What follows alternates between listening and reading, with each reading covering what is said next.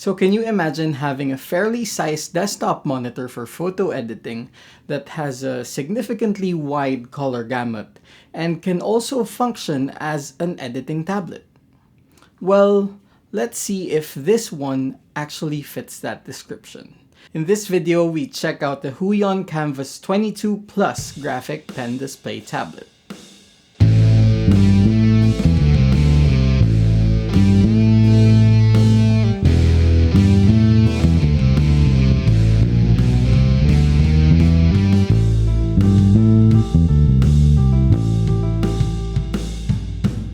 Okay, you know what? That last clip took me about 5 takes because I honestly don't know how to properly call this product.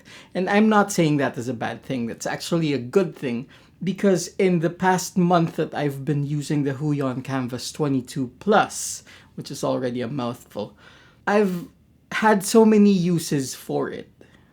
Of course, it's something that is primarily for photo editing and retouching, but it has doubled as a secondary monitor for my laptop, and it has also doubled as the screen where I've been watching Netflix on my computer with.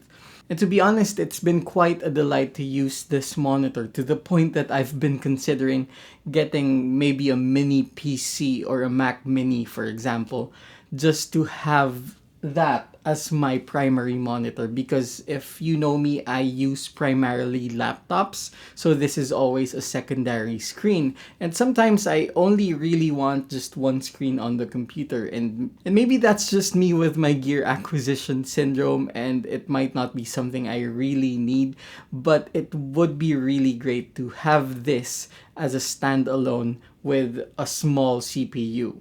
But yeah, going back, as I said, this screen slash graphic tablet slash secondary monitor has so many applications. I'm gonna start off by saying that this product may not be entirely perfect. However, it does offer so many benefits to your workflow depending on how you would use a monitor and a graphic tablet. Alright, so first let's talk about the build and design of the Kamvas 22 Plus. And as you can see right here, I'm holding it unplugged from the computer first so I can show you. So it's basically a 21.5 by 12.7 inch panel.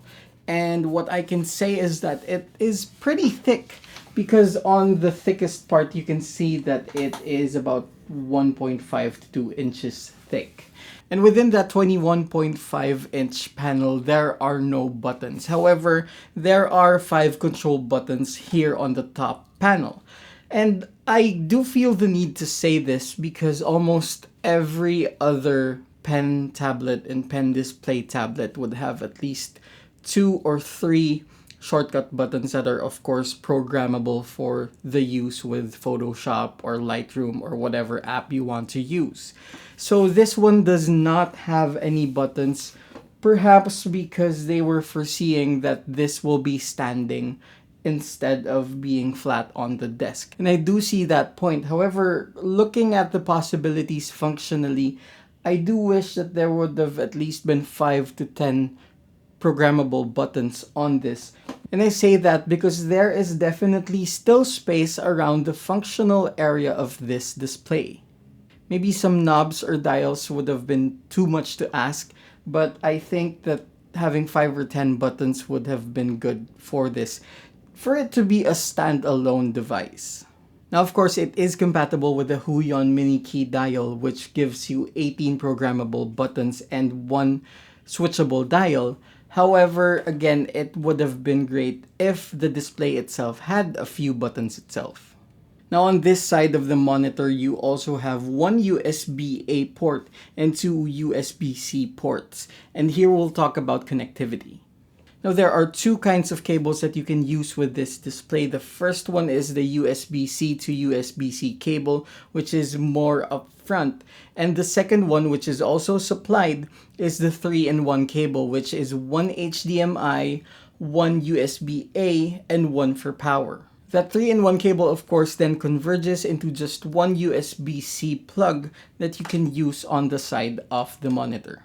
Now, given that you're using one of the USB-C ports, you have an additional USB Type-C and one USB Type-A port for plugging other devices. And of course, if you're going to be using this with the mini key dial, then the USB-A port will be occupied by the dongle for the key dial.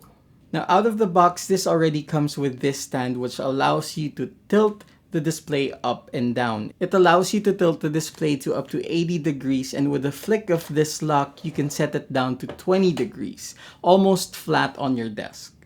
Now, of course, it also comes with a pen that we use on the other Huion tablets, and this is, of course, operated without any batteries. And it comes with the same pen stand that you can open to reveal the extra nibs and the ring that you use to take out the nibs and replace them. Now, setting it up is actually fairly simple because you're using the same Huion driver, which will of course also appear on the screen itself. And since this doesn't have any shortcut buttons on the display itself, then there's literally nothing to set up at the onset. It's basically plug and play. However, what you would have to set up is the working area, because in this case, I am using my laptop as the primary screen, and this will be the secondary screen. Now, if you make the mistake of not setting up the secondary screen as the working area, when you use the pen, it will think that you are actually trying to control the primary screen, which is the laptop, when instead you want to, of course, make inputs on what you see on the display. Of course, if you need to, you can also rotate the display to 90 degrees, 180 degrees, or 270, depending on how you want to set it up. And of course, again, this is also compatible with VESA monitor mounts, so you can actually rotate it if you wish to.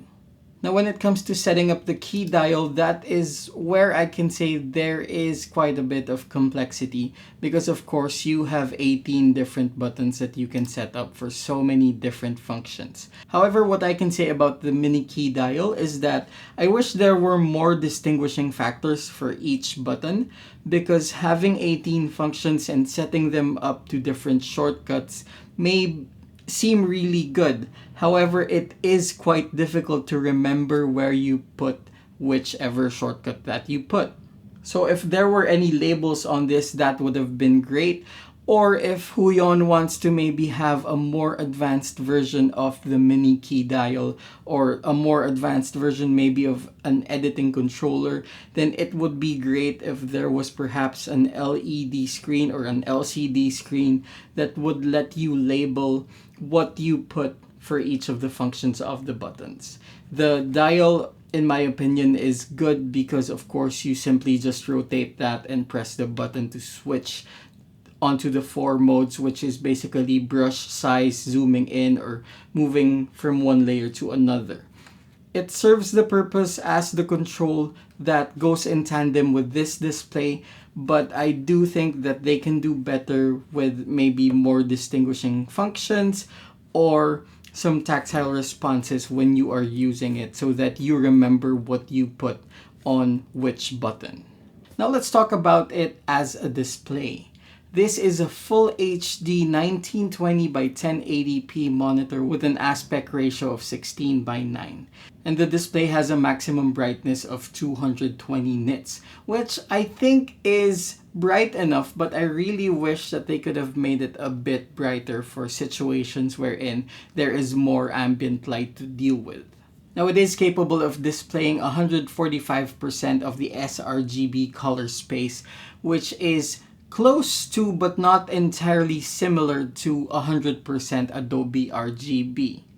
But when it comes to color accuracy, I'm not going to make a comment on what it is out of the box, because I really want people to understand that they should be calibrating their monitors. Out of the box, with any kind of monitor or display, it is a hit or miss depending on the colors of the ambient light around you. And regardless of what the manufacturers say, you should be calibrating it to the lighting environment that is around the display when you are actually using it for color-intensive work.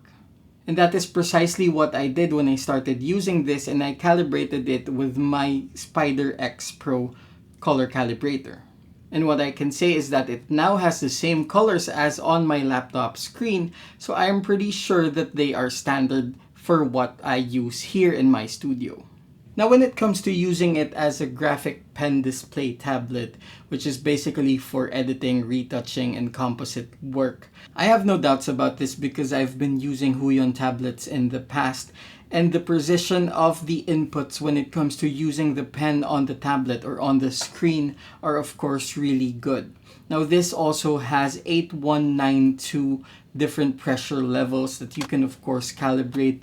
Now for me, I've never really paid attention to the different pressure levels when it comes to using it for retouching and for composite work because I'm not really drawing anything, but instead I'm just making inputs that are more precise when it comes to using the pen. Now of course, in addition to using it for photo editing and retouching, there are of course other ways that you can use this, primarily because of course, aside from being a graphic tablet, it is a monitor on its own. If you're using it with a laptop or maybe a desktop PC with its own monitor, then having this as a secondary display not only gives you more displays, but ultimately gives you more room for multitasking.